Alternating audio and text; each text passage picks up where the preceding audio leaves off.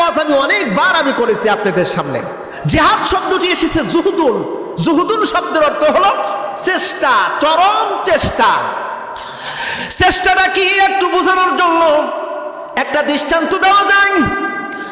আপনার সন্তানকে নিয়ে সুন্দরবন পরিদর্শন করার জন্য গেলেন, বনের ভিতর ঢুকতেছেন, এদিক ওদিক তাকায় তোকায় সবকিছু দেখতেছেন। হঠাৎ করে সুন্দরবনের একটা বাঘ আপনার সন্তানের উপর আক্রমণ করলো, এমনকি দুইটা পা ধরে ফেলল।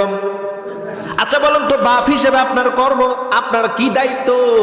বাঘের মুখে সন্তানকে ছেড়ে দিয়ে আসা, নাকি বাঘের মুখ থেকে সন্তানটাকে কেড়ে নিয়ে আসা? আমার কথা বলে সবাই বোঝেন নাই, তাই না? বাঘের মুখে সন্তানকে ছেড়ে দিয়ে আসবেন, নাকি বাঘের মুখ থেকে সন্তানটাকে ছিনিয়ে নিয়ে আসবেন? ছিনিয়ে নিয়ে আসবেন।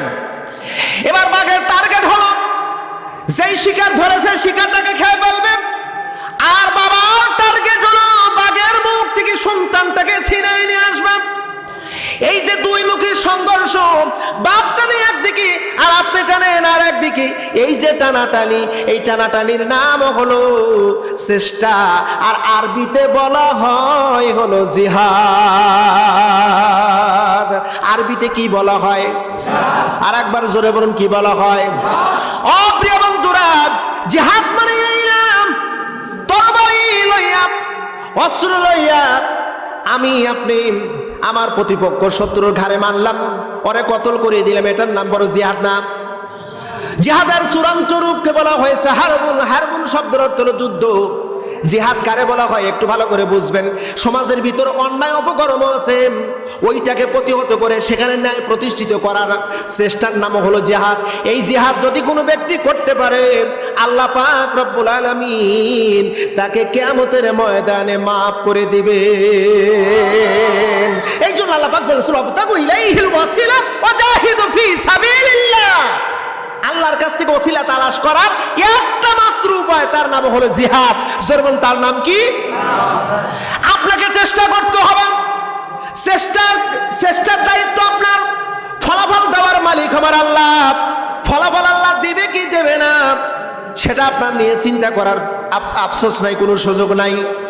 এখন প্রশ্ন হলো, আপনার এই সমাজের ভিতরে ইসলামী বিধান প্রতিষ্ঠিত করবেন, এটা হলো আপনার মনের চাওয়া।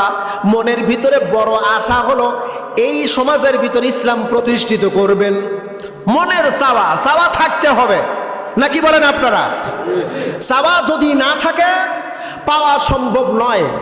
আমরা এই কথাটা বলেছি, আরবি প্রবন্ধে আমরা বলেছি, মান জাদ্দা ফাওয়াজাদা, যে যা চায় তাকে তাই দেওয়া হয়। মান জাদ্দা ফাওয়াজাদা, যে চায় সে তা পায়। এখন প্রশ্ন হলো, আমি তো চাই আল্লাহ এই বাংলার জমিন ইসলাম প্রতিষ্ঠিত হোক, আমি তো চাচ্ছি কিন্তু পাচ্ছি না। আল্লাহ কয় না, তুমি পাইবা। কি পাইবা? ওই দিন প্রতিষ্ঠিত হওয়ার যেই সওয়াব, যেই নেকি, দিন প্রতিষ্ঠিত হওয়ার যেই যাজা, দিন প্রতিষ্ঠিত হওয়ার যে পুরস্কার, সেই পুরস্কার থেকে তোমাকে বঞ্চিত করা হবে না। দিন প্রতিষ্ঠিত হলেও তুমি পাইবা, না হইলেও তুমি পাইবা। এই পুরস্কার দিবেন কে? জোরে সরে বলতে হবে, দিবেন কে? এখন আমরা অনেকেই অজুহাত দেই, আমার মতন সলিমুদ্দির চেষ্টায় কি কাজ হবে? সমাজের ভিতরে অন্যায় অপকর্ম আছে, আপনি একা, আপনি একানের পক্ষে, আর বাকিগুলো সব হলো অন্যায়ের পক্ষে। আপনি যদি একা চেষ্টা করেন, মনে রাখবেন, সমাজের ভিতরে যদি দিন প্রতিষ্ঠিত কোনো একদিন হয়, হইলেও যে সওয়াব, পুরস্কার, না হইলেও ওই পুরস্কার থেকে বঞ্চিত আমার আল্লাহ পাক করবেন না। তার মানে হলো আমার দায়িত্ব হলো চেষ্টা করতে হবে, আমার কাজ হলো চেষ্টা।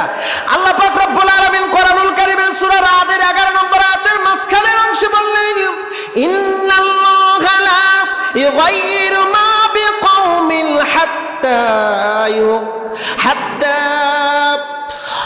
ইন্নাল্লাহা লা ইউগাইয়িরু মা বিকওমিন হাত্তা, আল্লাহ পাক বলেন ততক্ষণ না পর্যন্ত ওই জাতির ভাগ্য পরিবর্তন করি না, যতক্ষণ না পর্যন্ত ওই জাতি ভাগ্য পরিবর্তনের চেষ্টা না করেন।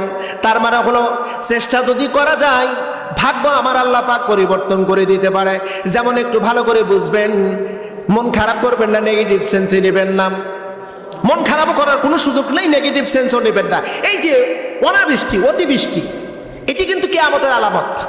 অতিবৃষ্টি, অনাবৃষ্টি, এটি কিয়ামতের আলামত।